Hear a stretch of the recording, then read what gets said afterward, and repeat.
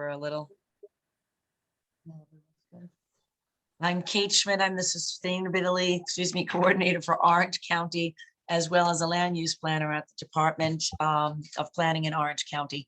And for the sake of all the folks on the call tonight, please keep yourself muted. Jeff, that's you. Dawn, you're allowed to not be muted. And we'll open the floor to all comments and questions at the end. But please ask your questions as we go via the chat box, and I'll try to get you a quicker answer. Please use the chat box to share information and your thoughts. I always like to see an exchange of ideas happening there. Sometimes you learn more from the chat, and we all can learn from each other.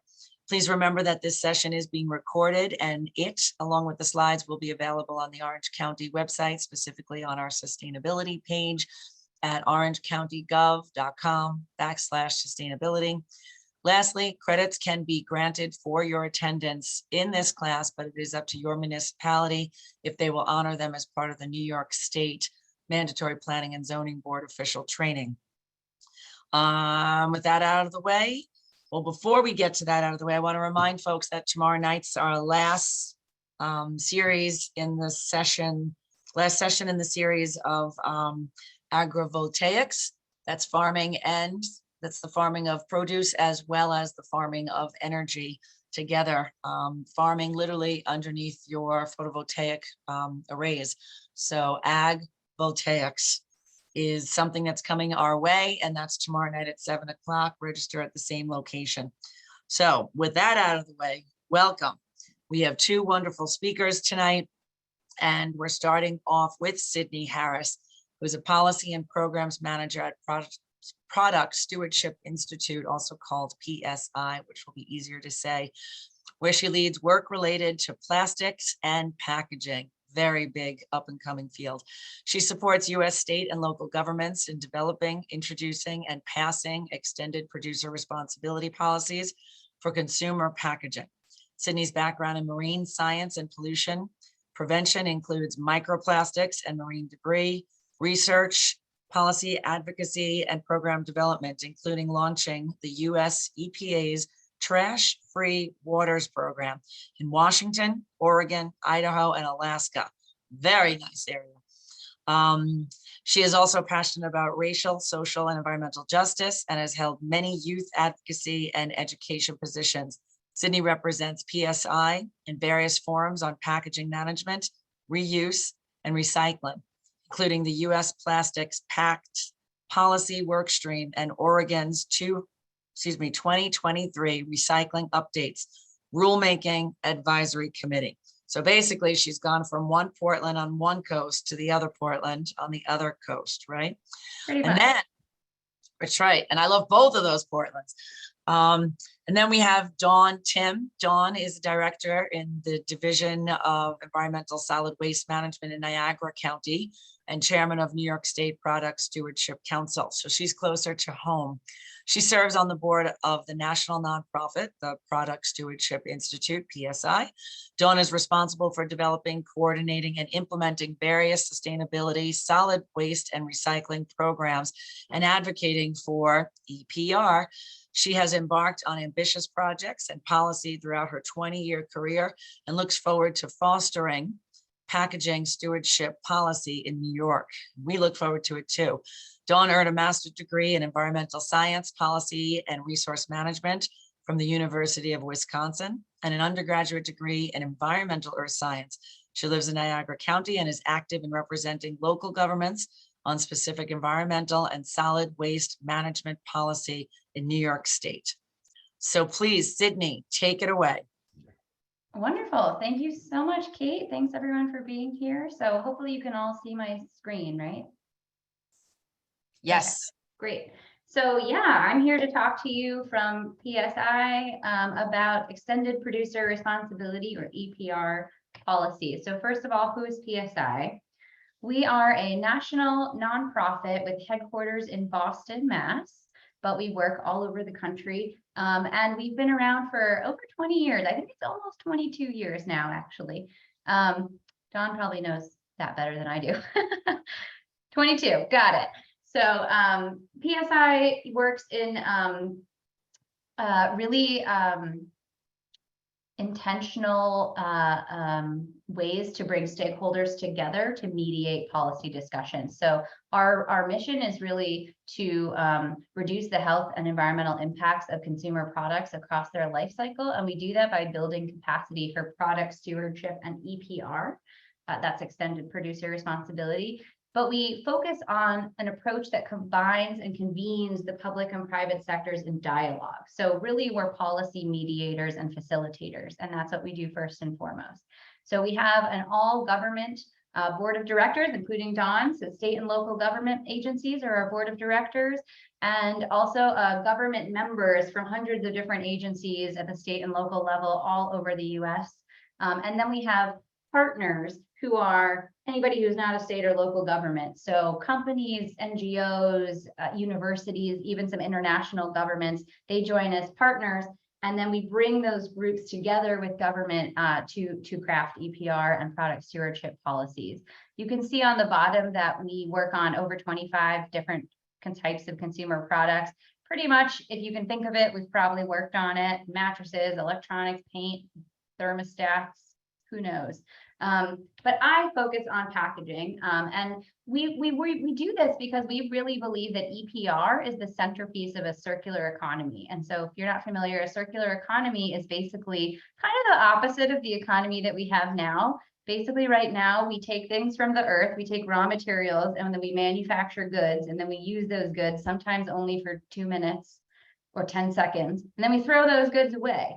That's a very linear and extractive economy, but a circular economy would try to eliminate the use of new raw resources from the earth by just recirculating what we already have. So recycling is a huge foundation of the circular economy because it keeps materials in circulation in the marketplace in use.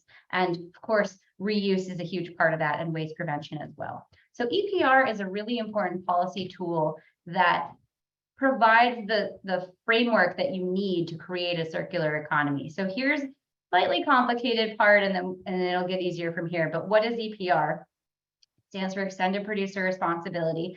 EPR is a type of law that makes producers responsible both financially and also operationally sometimes for the products and packaging that they put on the market, anything that they create and sell beyond just manufacturing stage. So both upstream, they have to design it better, they have to think about the environmental implications of what they're designing, and downstream to reuse, recycling, or safe disposal. Sometimes we need to dispose of things like leftover pharmaceuticals or sharps.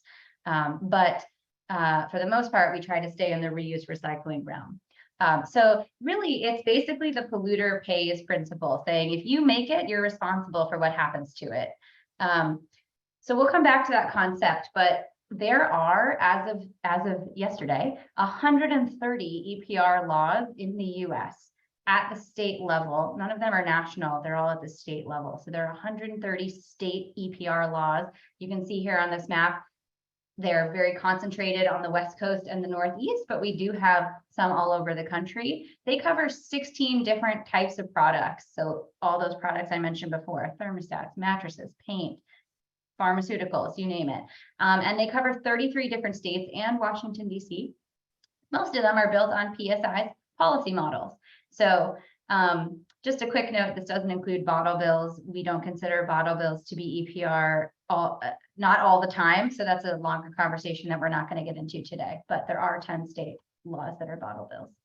So yeah, 130 EPR laws. The top products that these laws cover, you can see here, fluorescent light bulbs, electronic waste, mattresses, and the new kid on the block in EPR is packaging. So there are now, as of this year, 4 states with packaging EPR laws. Those are the first 4 in the country, and they were all passed in the last 2 years. And many more are coming soon. There's really a tidal wave of momentum on EPR for packaging that's sweeping the nation. So that's what I work on and what we're here to talk about today. In New York State, you have 5 state EPR laws already in place for pharmaceuticals, paint, mercury thermostats, e-waste, and batteries. And there are 2 local laws. One is for refrigerants in New York City, and the other is for solar panels in Niagara County, which Dawn can tell you more about. And there also is a lot of activity in the state legislature. People want more EPR in New York. So we've been working really hard, John and I and many others, on packaging EPR bill for New York. It's been a multi-year effort, still hasn't yet passed, but it's coming soon. There's also a strong push for carpet EPR, leftover carpeting, and smoke detectors and a few other products. So there's a lot of momentum, and New York is one of the leaders, the state leaders on EPR nationally. I mentioned there's all this momentum on packaging EPR. What does that really mean? Where here you can see, again, we have 4 state laws in the last 2 years. That's it. They just exploded on the scene. We had Oregon and Maine pass the first 2 laws last year, and this year Colorado and California also passed 2 new laws. So these haven't even been implemented yet. They're so brand new, but they are now, enacted laws, and we will see them begin to be implemented soon. And then all these states in orange have proposed bills over the last year or so. There were over 22 proposed packaging EPR bills in 16 different states just this year. And there's just going to continue to be more and more and more. And I mentioned PSI has policy models. So a lot of these bills and laws have referenced or been based on or drawn from PSI's own packaging EPR policy model. So lots of activity.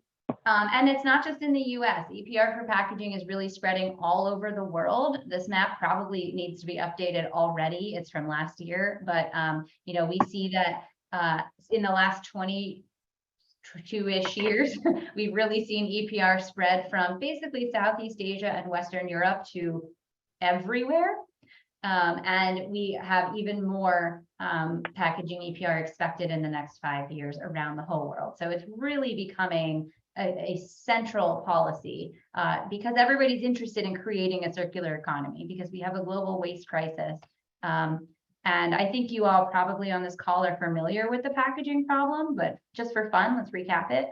We have really a 4-pronged issue facing us globally, not just in the US. First of all, the market is flooded with packaging. Anybody who's ever ordered anything from Amazon knows that this is true because it probably came in 17 boxes with like 85 air-filled pillows and all the packing peanuts, and it was a single stick of deodorant or something. It's nonsense. We have way too much packaging on the market. A lot of it is unnecessary. We all know this intuitively. Also, packaging isn't like your grandma's packaging anymore. Packaging used to be like a nice glass milk bottle or an aluminum or steel can. Now it's a little flexible candy wrapper and there's like 10 micro layers of stuff in there and no one knows what they are. Or it's a granola that comes in a nice crinkly pouch that stands up somehow magically on its own, even when there's nothing in it. And you're like, what is this made of? And it's maybe plastic, but also maybe it has some metal in there and like, who knows? So it's increasingly made of really complicated materials, and our waste management system is not designed. It's like 40 years old. It's not designed to handle these materials. So when that stuff, like a plastic bag, goes to a recycling facility, a MRF, and it gets gunked up in their machines, it causes all kinds of problems. It causes serious health and safety issues for the folks who work there because they have to literally crawl into those machines sometimes to pull that stuff out. That's a real hazard. And so we're really struggling to accommodate all this flood of packaging in all these new and weird materials. Also, even if we manage to get those materials properly recycled, nobody wants them because they aren't worth anything. And so that's part of the issue. Is we've also experienced really strong market disruption. You may have heard news about the China national sword policy a few years back. Basically, we used to ship at least half of our recyclables overseas. Most of them went to China. Some of them went to Malaysia, Thailand, other countries. And most of that stuff was actual just trash. We just literally shipped trash around the world on big barges and then expected other people to deal with it. And they finally said, we don't want this anymore. We're not going to accept it. And then we had to really face the music because we were stuck here 2 years ago in an actual catastrophe where cities and counties and local governments of all sizes were still collecting material, and then they had nowhere to send it. So it was piling up or it was being incinerated, which causes other health and safety concerns. There were all kinds of challenges. And so that really, I think, was the turning point in terms of why there are now all these packaging EPR bills and laws, because people finally had to confront the reality that was always there, that we were shipping trash around the world, but all of a sudden we had to deal with our trash, and we didn't really like that. So the other issue is contamination and confusion. Of course, if you've ever tried to recycle something in your hometown and then gone to the next town and seen that like it's a different list and you're very confused and you don't understand why it can't just be the same everywhere in New York, then you're not alone.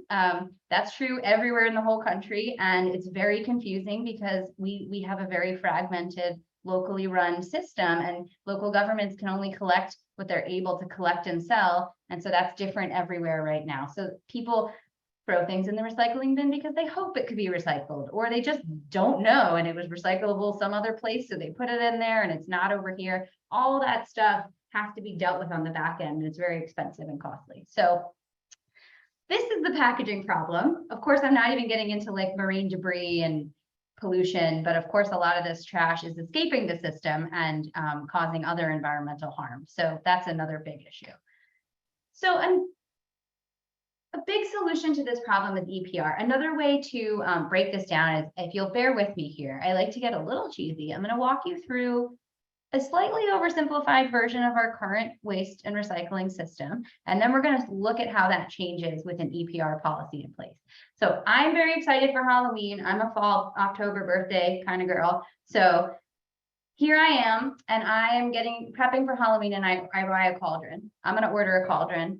And let's say the cauldron is very fragile and it comes in a bunch of packaging materials. It comes in a cardboard box, and then it has a bunch of those air-filled plastic pillow thingies in there. And then it also has a bunch of unnecessary, but they're there, packaging peanuts, right? So it comes in all these packaging materials.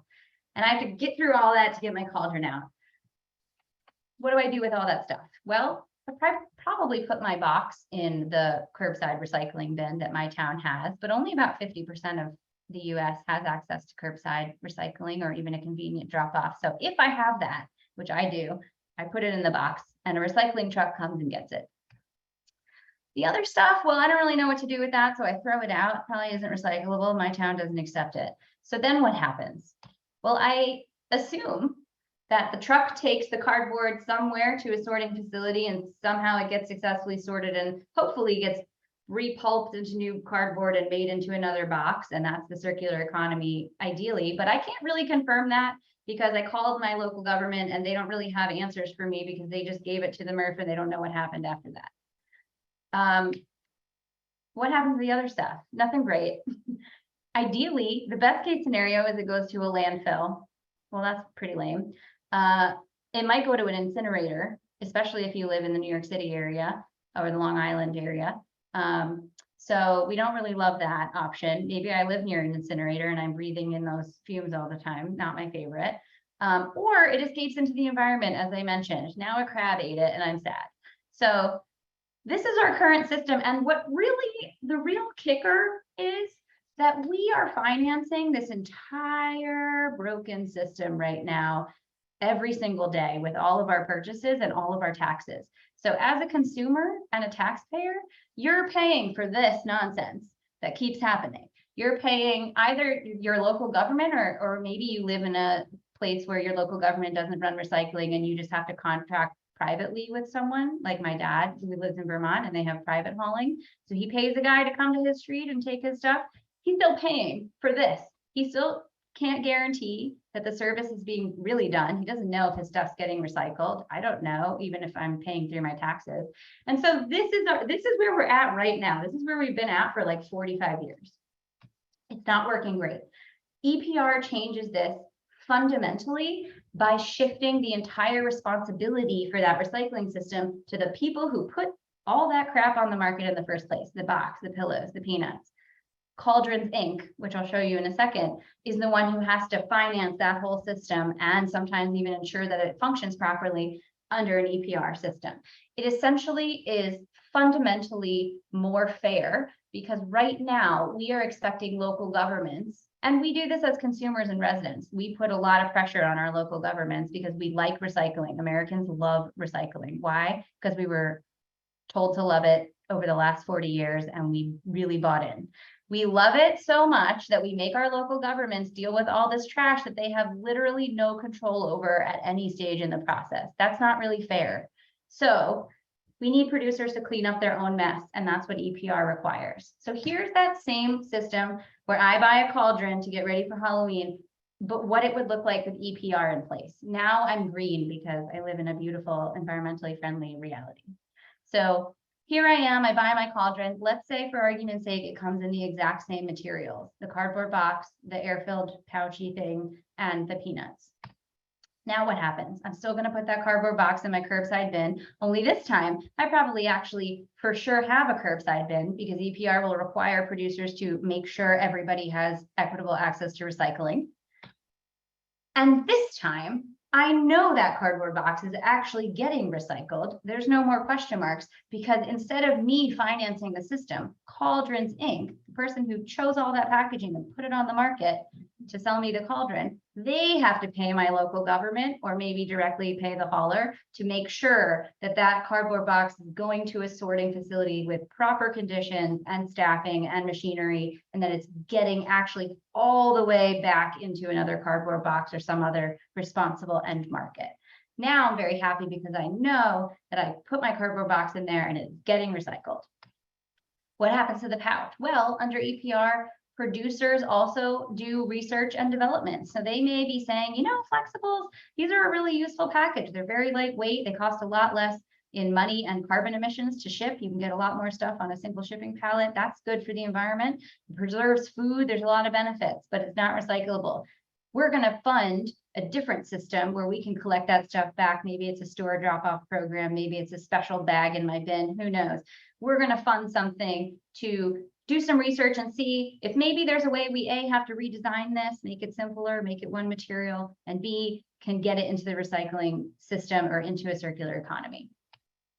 The peanuts, they may still go in the trash to start, but they're also probably going to get phased out in a timely fashion, because what will happen is that the system will make Cauldrons Inc. pay different amounts of money into the system for these different materials, and they're going to have to pay way more for things that are bound for the landfill. Basically, they're going to have to pay way more for these peanuts than they would have to pay for a cardboard box. So that financial incentive triggers them to think maybe there's a better way to package this cauldron before we send it to Sydney for Halloween. So that's kind of what we get with an EPR system. They also have to pay for a bunch of other stuff, which is extra fun. They have to pay for consumer education, so that there is consistent, clear consumer education everywhere in the state so that you're no longer confused about what to recycle, where, and when. They also have to pay for expansion of infrastructure, which I mentioned a little already, but basically, like, if I don't have recycling in my community, that's now the problem of producers. They need to make sure that there's recycling access everywhere in the state, not just in New York City, for example, right? They also have to develop these end markets to ensure that somebody is buying this cardboard pulp, or maybe they develop an end market for these pouchy things, to make sure things actually get recycled. It doesn't count as recycled unless you actually turn it into a new thing, right? Someone has to actually want it. So they need to invest in those end markets and build them up. And ideally, they're doing that locally or regionally, which is written into a lot of the bills and laws. They also need to provide transparency so we can confirm everything, and we're not just leaving the whole thing up to them to do whatever they want. So they have to report annually. They have to have a website that's open all the time. They have to have, you know, staff ready to answer your questions as a consumer. They have to do all of these things. In short, we get more recycling, less contamination, less disposal and trash overall, better designed products that are designed with the environment in mind, and real upstream change in the system. It is a fundamental paradigm shift in how we approach waste. So I mentioned PSI's policy model. Hope that walkthrough was fun for you. Now we're back to the boring things.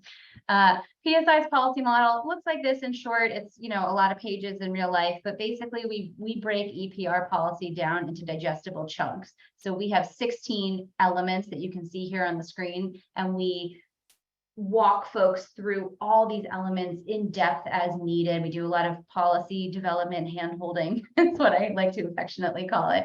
And making sure that stakeholders are aligned on all these different policy elements is really, really key to making a policy that works for everybody. So that's what we do in our dialogue. And definitely reach out if you have questions about our policy model. Right now, I just want to go through very briefly a few key elements. We're not going into all 16. We don't have time for that. One is that you need to have real legislation. EPR cannot be a voluntary program. It is a law. It has to be a law so that you level the playing field and get all producers participating. The easiest way to think about this is just look at the current situation. Producers have been taking voluntary action on recycling for 45 years. And where are we? We're nowhere. So we need a law. We are no longer doing voluntary things. And we need to make sure that, there are a lot of producers out there that have done a lot of really good work on this issue and have put in money, but it's not fair to them to make them carry the burden for everybody. So we need all producers putting materials on the market to pay in their fair share. It also is really helpful to define program boundaries and like what materials are we talking about under this system and what should be covered and who is a producer that should be paying for this? What even is packaging that we're talking about here? So the legislation is key. And then of course, a lot of what I've mentioned really comes down to money. It's financing a recycling system that works. It's producers paying for all the materials they put on the market. So how much do they pay and how that money is spent is of course a really big piece of the puzzle. Roles and governance are extremely important. Thinking about who makes decisions in an EPR system. Sometimes, often, most of the time, there's a multi-stakeholder advisory council that's appointed by the state in this system to give ongoing oversight and input. The state agency has a really important, critical oversight and enforcement role. Local governments have a really key role to play because they still maintain recycling programs and interface with their residents a lot in these systems. So it's very, very important to clarify all the roles of the actors in the system and how it's governed. And then obviously we want to see change, right? We want to see changes in the packaging that are on the market. We want more reusable options. We want more recyclable options. We want things made with recycled content. So there's a lot of fancy words on the screen, but basically this is just getting at making sure that the system is successful by measuring and tracking our success. So we need to see changes in the system, in the way packaging is designed. EPR is really, really helpful for municipalities, obviously, because it minimizes their waste management costs. Their costs are now covered by producers. So like Dawn's program in Niagara County and all the local governments in Niagara County would no longer be paying for their recycling system. All of their costs would be recouped by the producers, the brand owners who are putting this stuff on the market. That is huge for local governments who are strapped for cash and have a lot of other important things like, I don't know, fire departments, education, things like that. If we could just take recycling out of that budget, like that's a huge boon, even if we can take most of that cost out of that budget. And of course, that's better for taxpayers too, right? Because ultimately who's funding the budget of the local government? It's us, it's the taxpayers. It also creates jobs in recycling and resource management. Recycling is proven to create way more jobs than landfilling and other ways of waste management. So we know that by expanding and increasing recycling, we'll have more job creation locally, and that's always important. And it reduces environmental and health impacts, which is obviously very important to local governments. And a lot of them have goals they're working toward, like climate plans or any number of other local goals. A lot of them have waste goals. Some of them have state mandated goals on waste that they are far from reaching. And that's, again, really not their fault because the system is not really set up for their success right now because they have no control over what packaging is on the market. You don't have to take my word for any of this, though. This is my favorite part. EPR has been around the world for decades. So Belgium has had an EPR program since 1994. Their packaging recycling rate is 83% this year, and their contamination is under 10%. British Columbia has had a program since 2014. Their packaging, and PPP just stands for packaging and paper products. So their packaging and paper products recycling rate is 90%, and their contamination rate is under 10%. The US average for recycling rate is 50%. In New York, I believe it is 18%. Not great, not great. It's a failing grade. And our contamination is typically well over 25%. EPR is proven to dramatically improve and often triple recycling rates and reduce contamination just like incredibly effectively. So we know this works. We have the data from all over the world. Don't take my word for it. We just need it to happen here. And I think the reason it works is that it creates a network of accountability. So it makes everybody responsible. You know, I mentioned this fundamental unfairness in our system right now. That's because producers don't have any obligations right now legally, except for in these 4 new states that now have EPR laws, to like think about what happens to their products after they're on the market. They don't have to do it, so why would they? We aren't going to get to a circular economy if we don't link them back into the system. So, you know, everybody else is kind of working disparately. We have local governments doing their own thing, doing great work on recycling, but in this fractured network everywhere. And there are something like, oh gosh, I'm going to get this wrong, but I think it's like 7,000 or more like local recycling programs across the US. Like it's an astonishing number. And they don't get to work together very much because they don't have the economies of scale to do that. It really takes more of a statewide or ideally a national approach to harmonize the system. And you got to get producers in there because they're the ones putting the stuff out there. So we work on EPR and we love it because it creates this network of accountability. And there's lots of different ways to do EPR as well. So the last thing I'll just mention is, you know, we've seen in just those, I mentioned all those bills that have been introduced in the last few years. There's a whole spectrum of different program models, ones that give governments, local governments more control, ones that give them slightly less control, but do a better job harmonizing the system overall.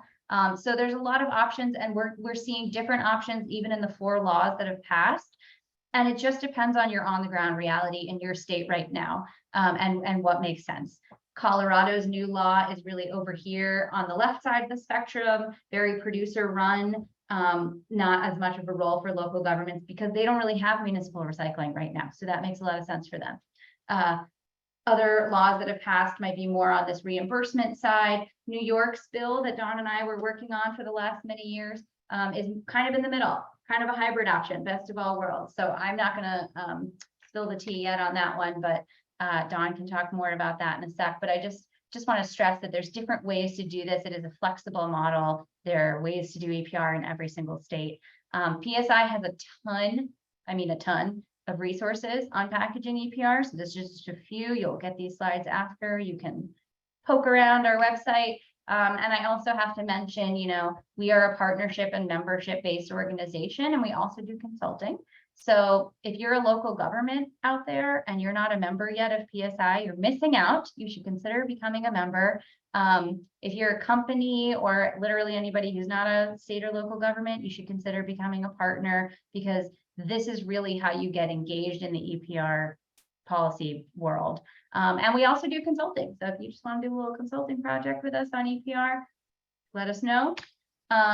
We also accept donations from individuals. I have to put this slide in here. Sorry, everyone. But, you know, it is very helpful. We're a small nonprofit. So I'll just end there, and I will, my contact info is here. And so please feel free to reach out. And I'm going to turn it over to Dawn. Awesome. Thanks, Sydney. I love following Sydney because it's such a super, I mean, she completely goes off the rails and is so detailed. So that's all I really need to do is just do color at this point. So if you would, Sydney, just go to my slide here. A lot of this is going to be recapped. So we know that recycling has this huge problem.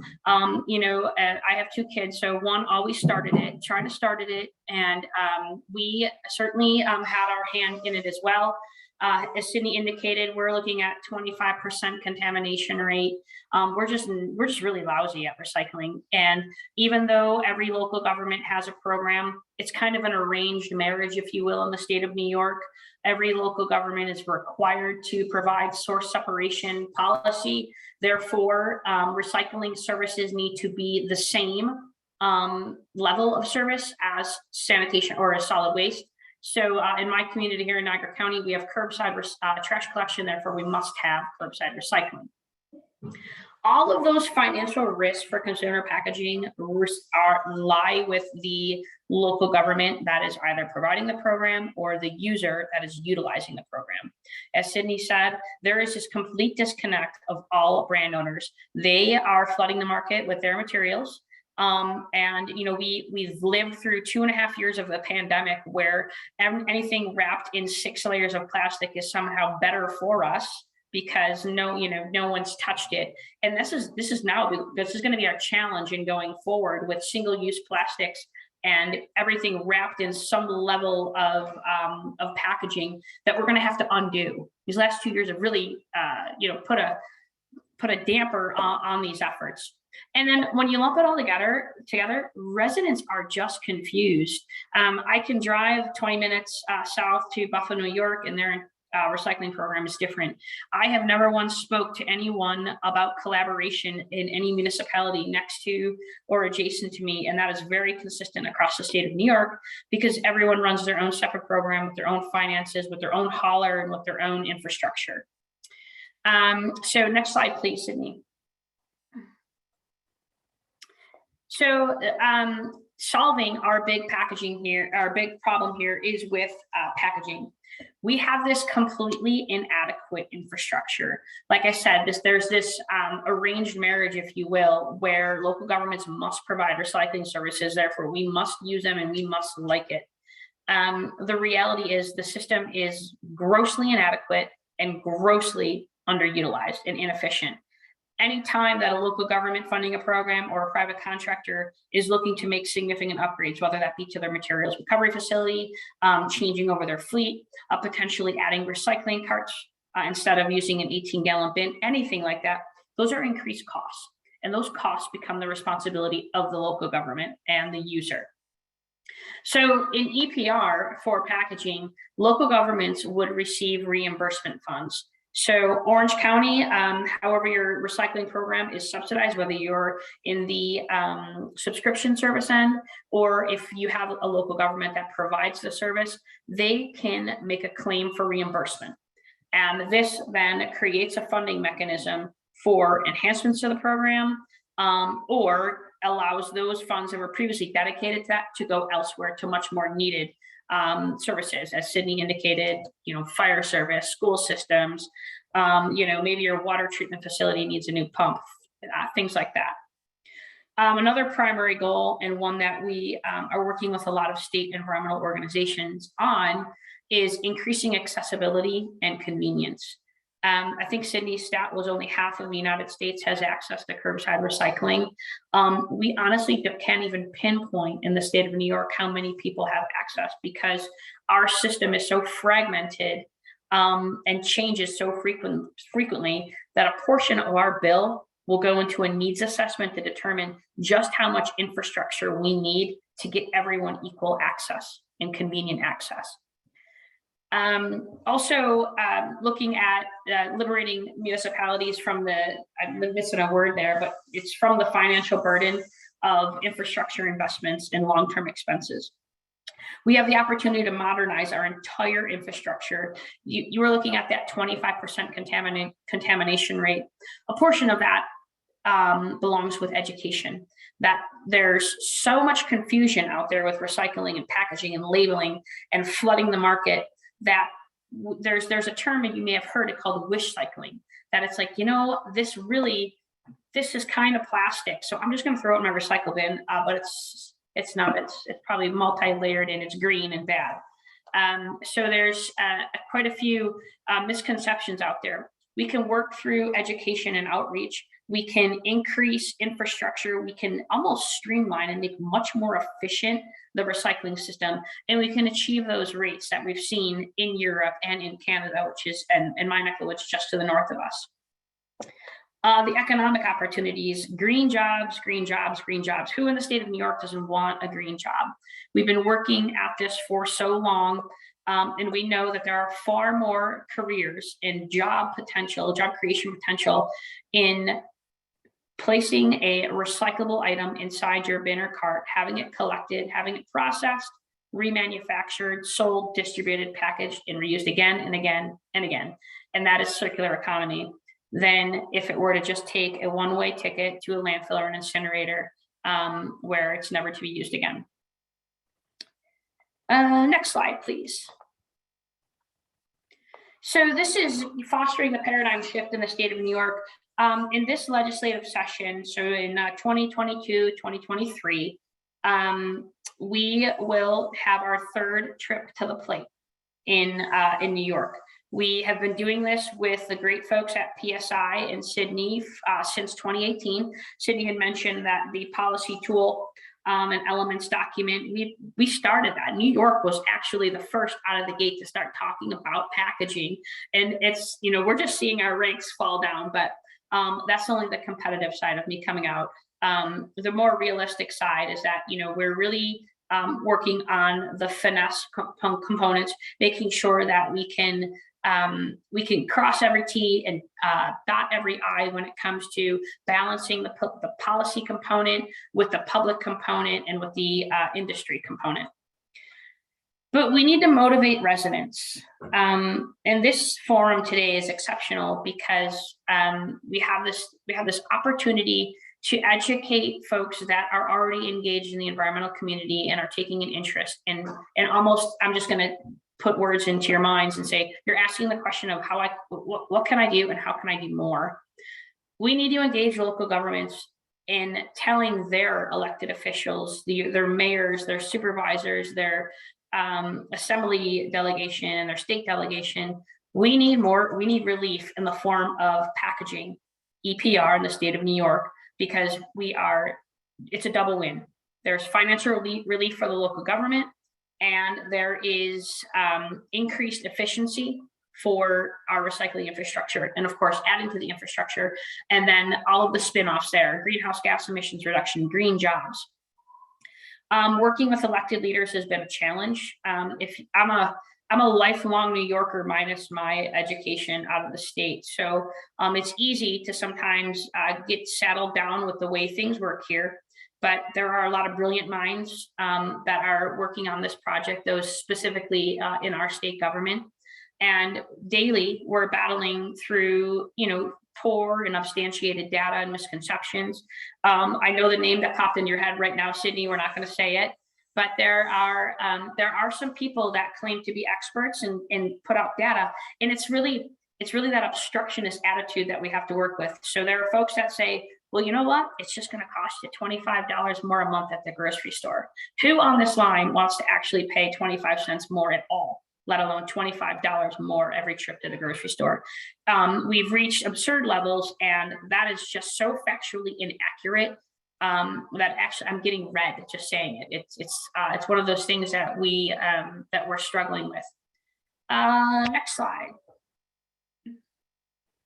So what can we expect? I didn't dive into the real nitty gritty of our bill, and I figured if you have questions about that, we could certainly handle that. Or I can send you whatever version you're interested. But we're expecting, another exhausting fight to the finish line.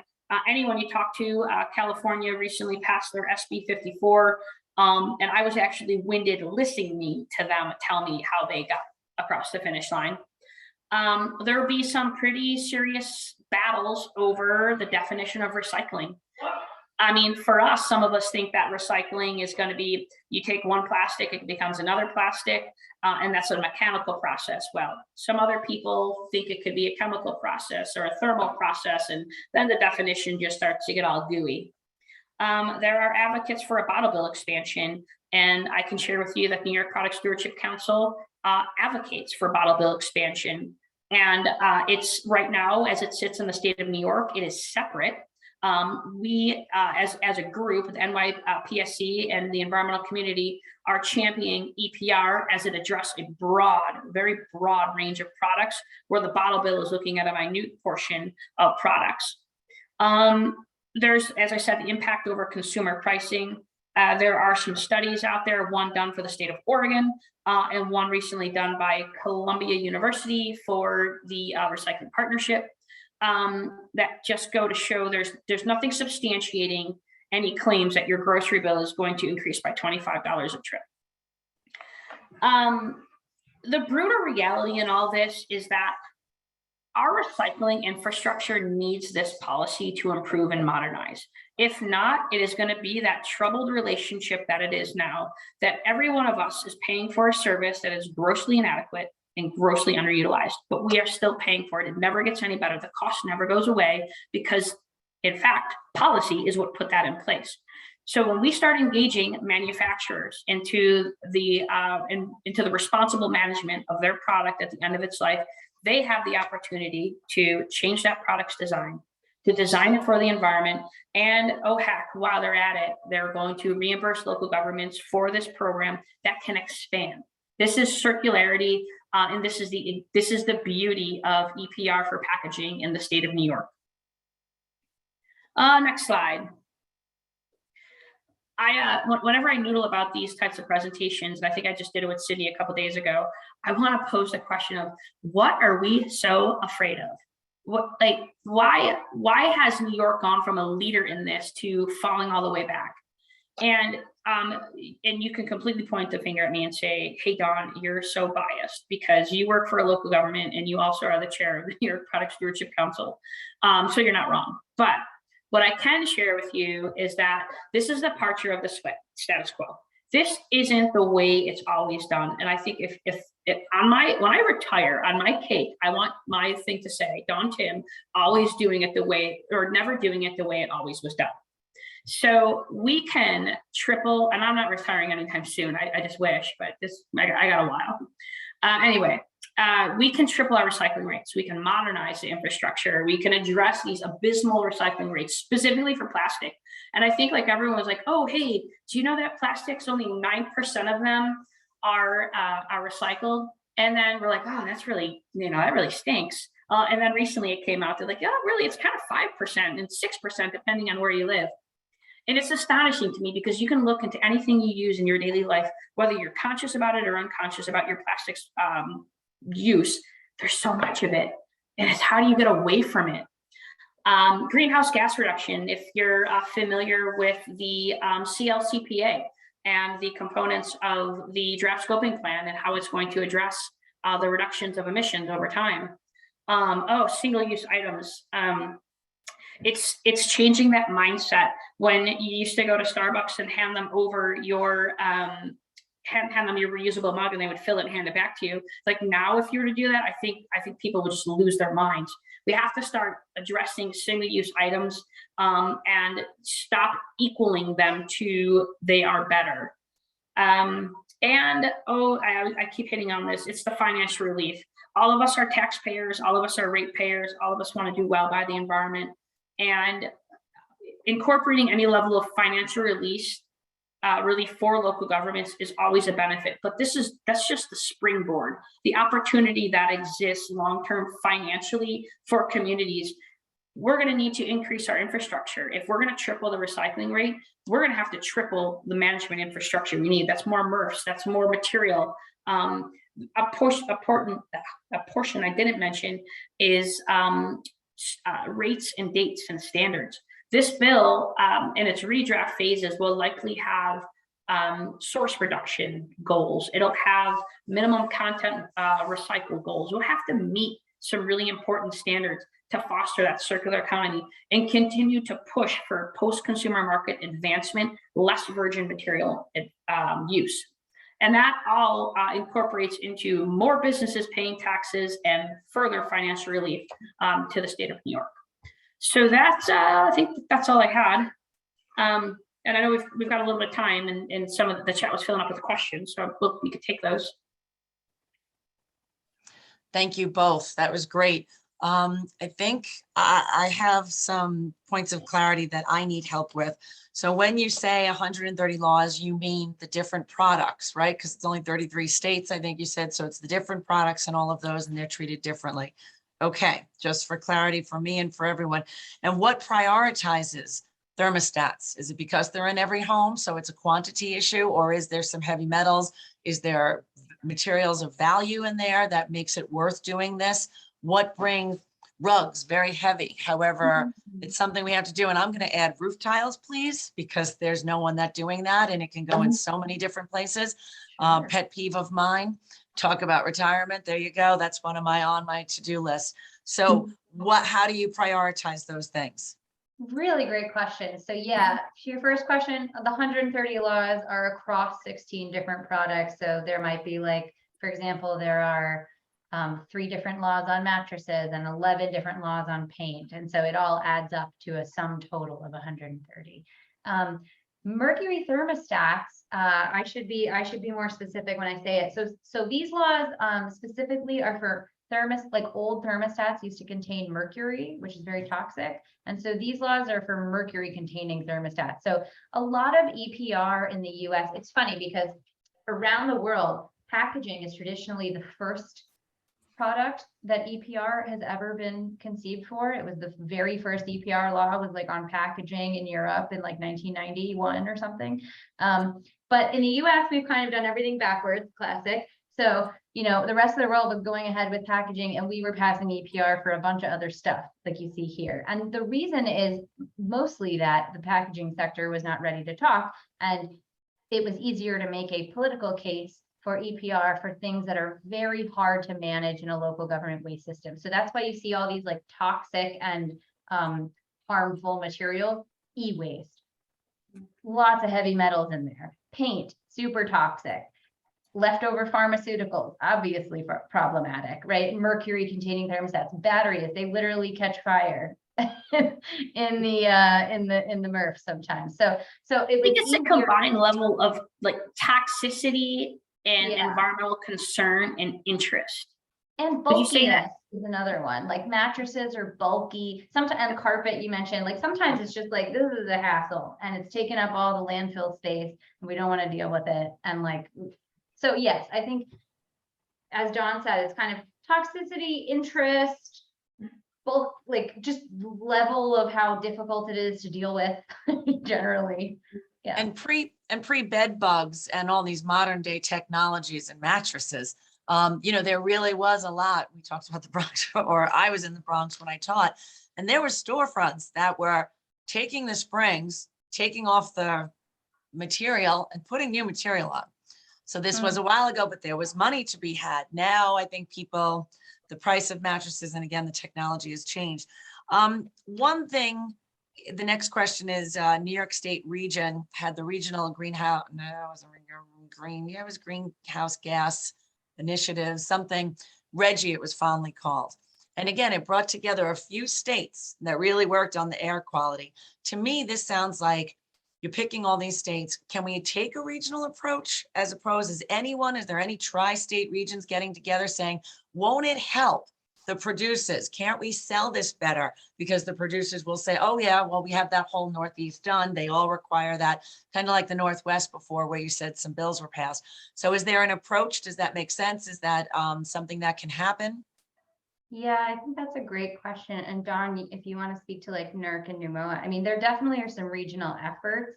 I think there are. Yeah, the challenge is so all of these states are coordinating, right? And PSI holds strategic calls for like everyone working on packaging across the country monthly. So we're having all kinds of calls. Like there's a lot of conversation behind the scenes and the states are trying to stay as aligned as possible. But I think the challenge is there's such a disparate on the ground reality for recycling right now that the laws are really tricky. Like it would be very, very challenging to harmonize recycling like that in the entire Northeast, because some places have subscription and some don't. Vermont, I mentioned, has like no municipal recycling. It's all private. So that's completely different from New York, where there's really robust, long-standing municipal recycling programs. Probably requires a different transition time. And so it's yes, just doesn't but work. It's hard. Right. But for the poor little states of Rhode Island and Delaware, you think, I'm sorry, Dawn. Yeah. No, that's the only thing, and I'm gonna have a cynical response to this, and I apologize for that. But if taking a regional or even a national approach is such a challenge, because we can look back at a presidential election the last 2 times, and most of us are in disbelief about who was elected and differ in that regard. Now we boil it down to we have different factors in governing factors, who is controlling the disposal landscape, who is dominating the recycling processing landscape, who are the haulers. New York is a far different creature than New Jersey and Massachusetts. And New York has a robust business with paper and pulp. And we did, and conversions. They're different standards, and harmonizing those are a challenge. But where we are working in regional collaboratives, and Sydney is a part of this, that the folks in Colorado and California, New York, we're all talking about, okay, what trip do you want, or how did you get past this, or who's the boogeyman in your policy world. And we work collaboratively in that regard, but getting more national policy or regional policy is a challenge because of the networks and infrastructure in how each state operates. Yeah, I will say though, there was a national bill, the Break Free from Plastic Pollution Act. PSI contributed to that. There was a lot going on in that bill, really good sweeping policy changes on plastics across the board. But at its core, there was what would have been a national packaging EPR law. And that was based on our model. We had a lot of really good conversations with the bill sponsors. It didn't move. It didn't go anywhere. That's the hard part. Yeah, like who's passing bills at the federal level right now? Like that just isn't happening. Right. So if you ask me, my money's on, we need at least 10 to 15, let's call it 10 optimistically, state laws that are different before there's enough momentum to start talking about a national policy. But that's just my personal 2 cents. Right. And it makes sense because I don't know, I feel like it's more lobbying at that level, the national level, whereas the state, they don't take it that seriously sometimes. But one of the problems I have here is you don't hear anything about it. I have heard about it because of my work and other things I do, but it's not around. And I think that proof is in the participation here tomorrow night with agriculture under voltaics. We have over 104 people, and that was yesterday morning. So it's sexy, it's new technology. People don't want to talk waste, and they don't, if it's not fun, nope, it's nothing appealing. What I don't get, and I said, well, I really won't target. I mean, I blanketed everyone with the information, but I wouldn't annoy elected officials because I said that it will not, this isn't their thing, it's state level. Why do they care on this level? And now I'm hearing you talk. And I'm going to ask you to pick up a pen because I'm going to give out a few questions because it's 7 o'clock. And to the audience, I apologize, I have to run out, but Sydney's going to stay. The financial aid at my son's school for college is starting now. So I'm going to ask a few questions and I hope that you'll answer them. But so if it is in their interest, why aren't more municipal officials aware of this? Why isn't EPR anywhere? And again, we're biased. I think you had mentioned it before. We know it, but it's nowhere to be found. EPR, I have to say it, what it is. So, and you said you've been doing it for a while, Dawn, in New York State. It's not inching out of any committee into the real world news. So that's one thing. How do I get my municipal people? Is there a case study that you can please share with me of municipalities that have passed this and whether the economic benefits, all the things you touted, but really to look at it? Because one thing that I don't understand is you said, they can claim for reimbursement funds from who? And I'm sure that's all structured in the law, but we need to explain that to them on a very simple slide or so. We could have part 2. I can bring my Municipal Planning Federation folks together maybe, and they want to offer this.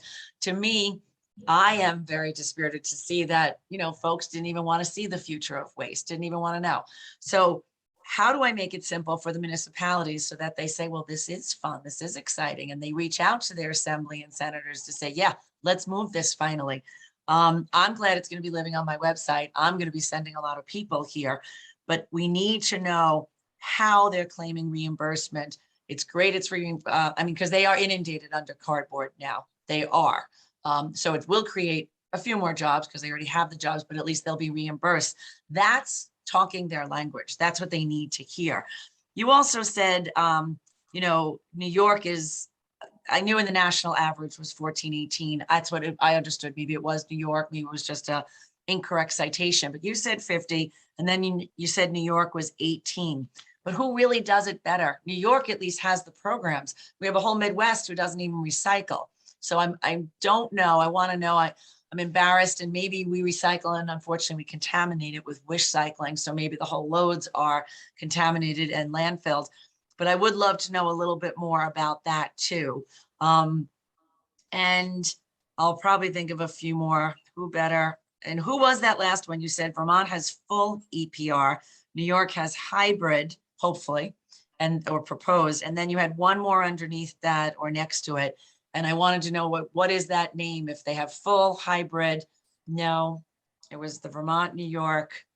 It was That was further. that was influence, local, municipal influence, local influence, or state influence in that case. Yeah, so Yeah, these there are we the go. 3 bills. So it was Maryland under the reimbursement, but these two, Vermont, none of these states' bills have actually passed yet. So this is examples of different proposed bills. Yeah. Okay. So if you can answer that, I will be checking, going out shortly. But if you could be in depth as possible, that would be great. I know Jeff was asking about life cycle analysis. If you could look at that, maybe you want to talk about the bigger, better bottle bill. I know locally, you know, it does, if it does come to the MRF, they get some money for it. So they were not promoting it too much to go up like I was. So we have that's one of our local issues is if they're making money at it because no one else cares about it, why raise it? And it is such a complicated process sitting on a webinar today with the state DEC for the collectors and the vendors, and it's tough. So for 5 cents, it's insanity what they have to go through. Oh, yeah. Insanity. Okay, so logistical question before I dive in. If you leave, is somebody else the host so that we just know, so that we make sure the meeting doesn't just like shut down? You could just keep talking Okay. and it will be fine. You know, I'll have my kids check in, or my one kid. Thank you. Sounds good. Well, thank you. That was a lot to unpack. I'll do my best, and Don, help me out. So I think the first question is, why aren't more municipalities aware of EPR? That's a great question. I think it depends on the state. Certainly in Colorado's process, I'll go back to my map of where the laws have passed. There were municipalities testifying by the dozens, clamoring for this policy, and that is really critical to passing an EPR bill. So I think that question really kind of hits it on the head. Part of the reason that we haven't seen this law pass yet in New York, even though we've come very close multiple times, is that I don't think there are enough local governments, you know, demanding that it passes. I don't know the answer to that. I mean, I think just more outreach is needed. I think, you know, maybe there are barriers to understanding all the benefits, as was mentioned. I don't know, Don, if you want to mention the toolkit that we made, or like any other thoughts you have here. Yeah, I think if I knew the answer to the question of why aren't more people aware to it, we in my head I want to believe that we would be much further along. We talk ad nauseum about this. I feel ad nauseum to local officials out in the Western New York region. You know, we're a part of NISAC, the Association of Towns. I'm only guessing, but there's a disconnect where it's like, well, no one has told me my recycling program is broken, so I'm just not going to go there and advocate for it to get fixed.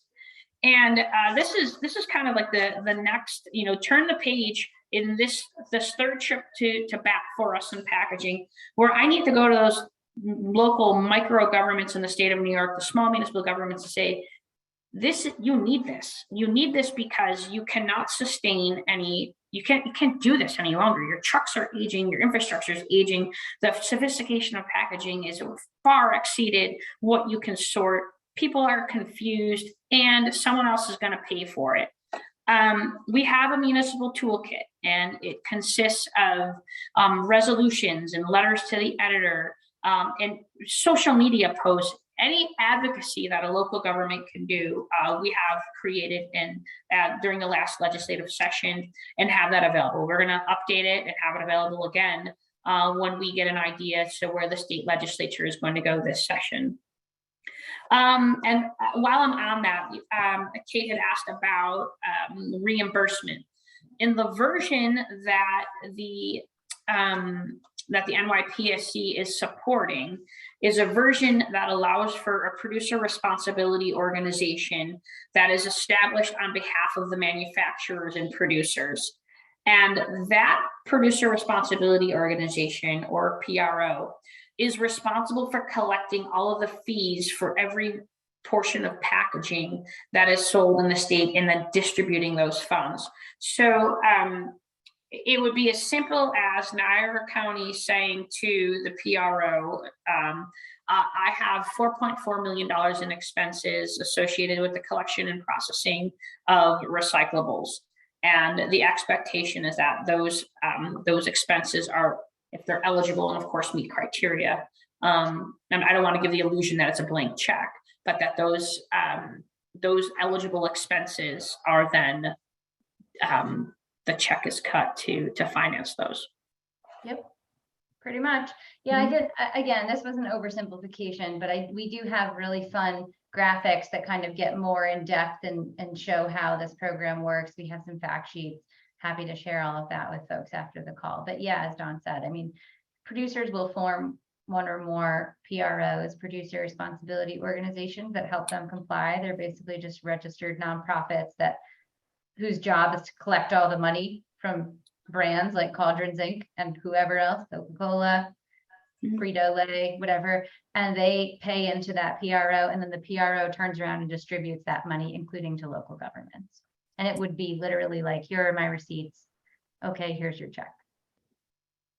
Some of the other questions that were asked was, is there a case study of benefits for municipalities? I mean, yeah, I think the case study is all of the systems that have been in place for decades around the world, but certainly PSI has done some in-depth reports. In fact, I'm kind of jumping around in my slides here because it's fun, but like this report here that we did has an in-depth case study of all four, well, there are 5 now, but 4 of the Canadian provincial programs, and a very detailed study of the British Columbia system that I mentioned that even talks about the ways that the city of Vancouver, for example, in BC, was able to take money that it saved on recycling after turning its program over to the PRO by its own choice and spend it on implementing curbside composting everywhere in the city. So there's like all kinds of really interesting things. PSI has also done research in Quebec on all of the how much exactly is getting reimbursed to all of the local governments. It's an average of 93 to 96%. I always get it wrong. It's like the mean is 93 and the median is 96, or one or the other. But basically it's almost all their expenses get reimbursed. But we like really dug into the numbers and just were like, how are people getting reimbursed?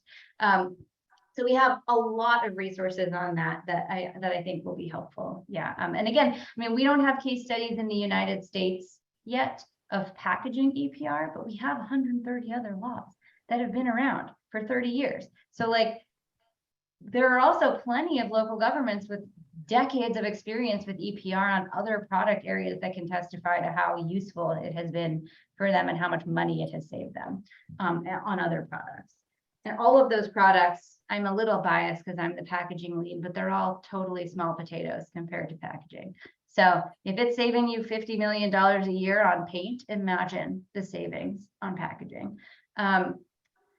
And if you don't mind, Sydney, I'll just interject and indicate that we had done some numbers in 2019 and projected into 2020 that we're looking at.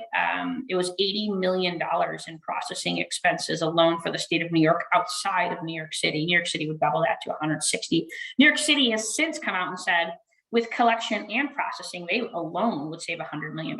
And we in the state, indicate that we're looking at a total savings of over $200 million.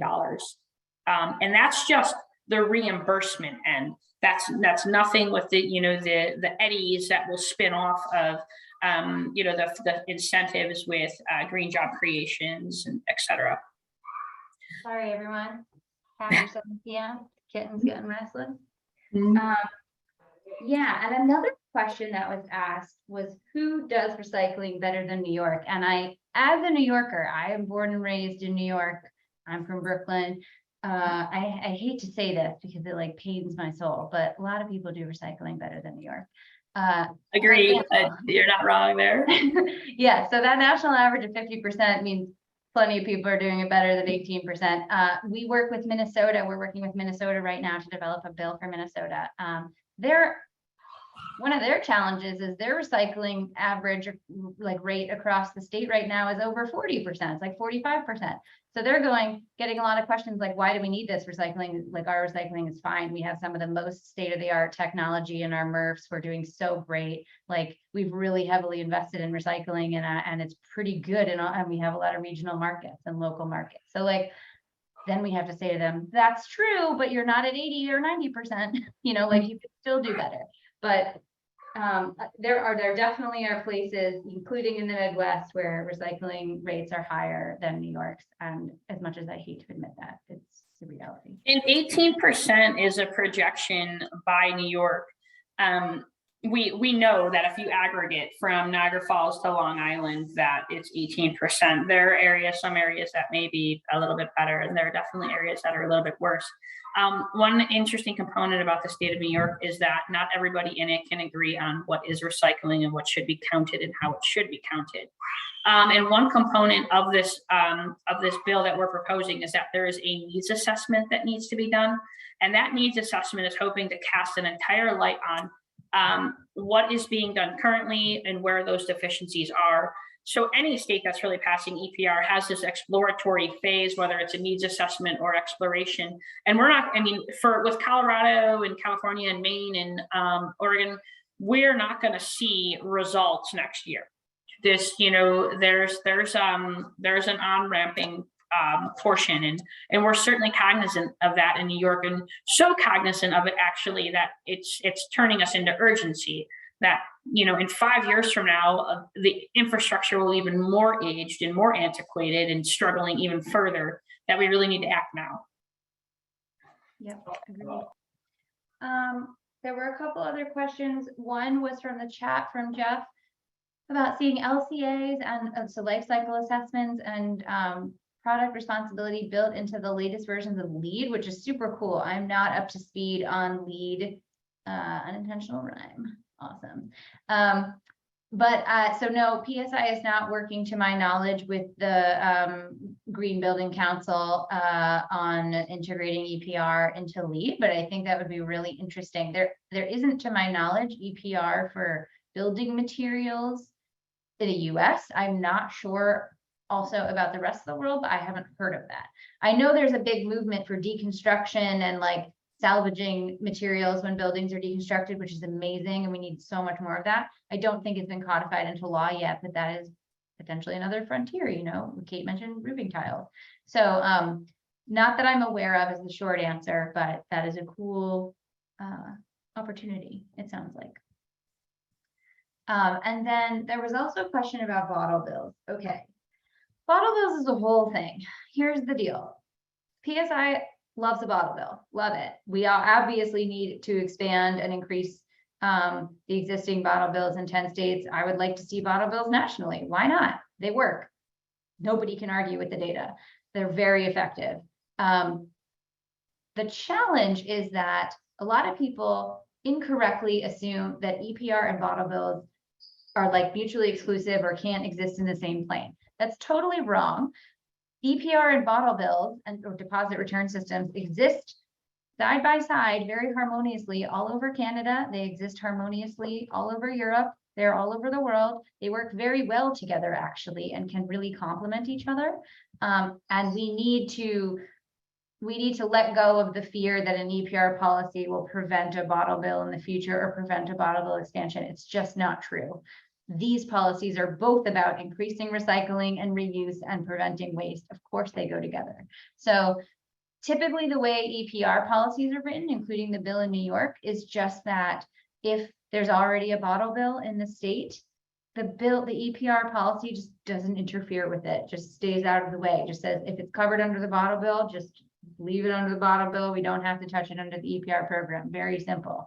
So that would absolutely not interfere with the expansion of a bottle bill, because as soon as you expand the bottle bill to cover those materials, they're just out of the EPR program. That's it. Very simple. In many states where most states don't have a bottle bill. So in those states, the EPR program would cover beverage containers and then still wouldn't prevent a deposit return system from being implemented in the future. That's really, really important to keep in mind. 0 EPR bills prevent a bottle bill from expanding or being implemented for the first time. 0. So I think that's really, really, really important to communicate to as many people as you can, because it makes me so sad every legislative session that goes round when I see fighting between environmental groups over EPR versus bottle bills. It's just silly. We don't have time for that. We don't have energy for that. We got to save the planet. So we need to be doing both. It's okay to do both. I think EPR is fundamentally a bigger policy just because literally it covers more materials than just beverage containers, covers all forms of packaging. But I'm sorry about the cat, but I'll let her out. It does not prevent a bottle bill whatsoever. And I'll let Dawn add on to that while I let this cat out. Sorry, I was still on mute. I disagree. I don't have anything more to add other than, you know, we as local governments fought long and hard for the expansion of the bottle bill to get glass out of the single stream. It is effective. I think it's over 70% of deposits are returned. There are MRFs that count on that revenue of unclaimed deposits that make their way into the recycle bin. I am one of those people. You know that if I don't make it to the redemption center, it's going in the recycle bin, and that nickel is sacrificed. So, you know, they can be companion bills, and they should be done in concert. And the priority for the New York State Produce Stewardship Council has been to champion packaging EPR because it addresses a broad range of products and materials, and the waste stream. It's looking at, you know, 40 to 50% of our entire municipal solid waste stream, whereas the bottle bill is looking at a portion, you know, 2 to 3% or 2 to 5%. But it doesn't mean that we can't do both. I think both need to be done, and it's my expectation that both will be done. Yeah. I think that was all the questions, and I'm not seeing any others in the chat, but I'm happy to just stop sharing my screen. I don't know if there are any other questions from the audience, but we can answer them if you've got them.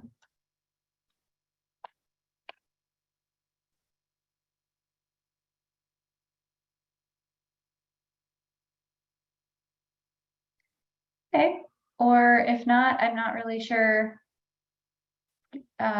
what the procedure is for closing the call, but we can also try that move.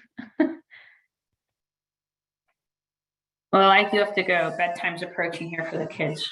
Yeah, I think we can just, I mean, I don't have a control to like end the meeting, but we could just say, thanks everyone, it's been a pleasure hanging out with you this evening, and I guess we can all just hit the leave button and that works. Excellent. Cool. Thanks, everybody. Appreciate your attention. Yeah. Hey, Sydney. Appreciate it. Bye all.